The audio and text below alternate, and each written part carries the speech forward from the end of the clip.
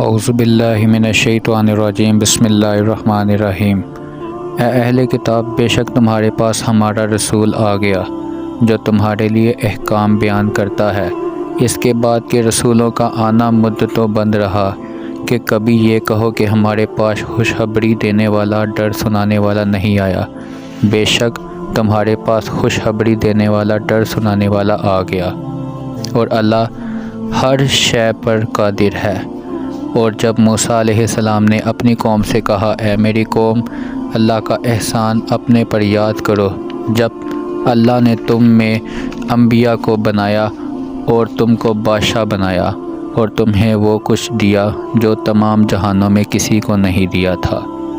20 اے میری قوم، اس ارض مقدسہ میں داخل ہو جاؤ جو اللہ نے تمہارے لیے لکھ دی ہے، اور پشت نہ دکھانا اور نہ نقصان پانے والے ہو جاؤ گے۔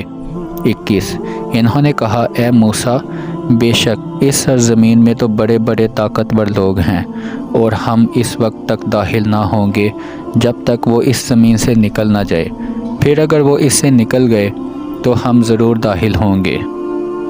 زمانہ فطرتوں کے بعد رسول پاک صلی اللہ علیہ وآلہ وسلم کی آمد۔ آیہ مبارکہ میں یہود و نصارہ سے فرمایا جا رہا ہے کہ ہمارا رسول پاک صلی اللہ علیہ وآلہ وسلم تمہارے پاس زمانہ فطرت میں جلوہ گر ہوا۔ دو نبیوں کے درمیان زمانہ کو فطرت کہا جاتا ہے۔ حضور پاک صلی اللہ علیہ وآلہ وسلم اور حضرت عیسیٰ علیہ السلام کے درمیانی زمانہ کی طرف اشارہ ہے۔ یہ زمانہ عیسیٰ علیہ السلام کی آسمان پر چلے جانے کے بعد اور حضور پاک صلی اللہ علیہ وآلہ وسلم کے جلوہ گر ہونے تک ہے۔ اہل کتاب سے فرمایا گیا، جس رسول کا تمہیں انتظار تھا وہ آ گیا ہے، اس کی اب تم اطاعت کرو اور تم اسی میں تمہاری نجات ہے۔ اس سے پہلی آیہ مبارک میں یہود و نصارہ کے بیہودہ دعویٰ کا ذکر کر رہا تھا کہ وہ خدا کے بیٹے ہیں اور محبوب ہیں۔ اب ان کی نجات اور کامیابی کا راستہ بتایا جا رہا ہے کہ ہمارے رسول پاک صلی اللہ علیہ وآلہ وسلم آ گئے ہیں اور زمانہ فطرت میں آئے ہیں۔ یہ زمانہ قریباً 600 سال کا ہے۔ ان دوران عیسیٰ علیہ السلام کے بعد حضور پاک صلی اللہ علیہ وآلہ وسلم کے بغیر کوئی نبی نہیں آیا۔ حضور پاک صلی اللہ علیہ وآلہ وسلم کا ارشاد گرامی بھی ملتا ہے، میرے اور عیسیٰ علیہ السلام کے درمیان کوئی نبی نہیں۔ ایک دوسری حدیث شریف میں اس طرح ارشاد ہے، حضرت عیسیٰ علیہ السلام کے ساتھ سب لوگوں سے زیادہ قریب ہوں۔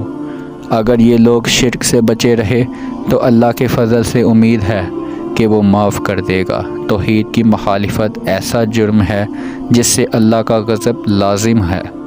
یہ سوال نہیں ہو سکے گا کہ اس دور میں تورات و انجیل موجود تھی، رسول نہ آیا تو کیا ہوا؟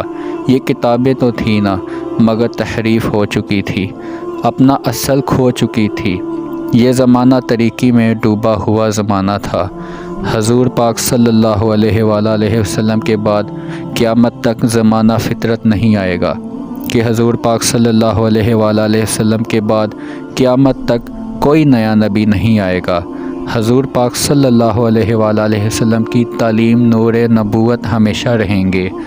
آپ کا زمانہ نبوت ابد اعلیٰ بات تک ہے، ہمیشہ ہمیشہ ہے اور ہمیشہ ہی رہے گا۔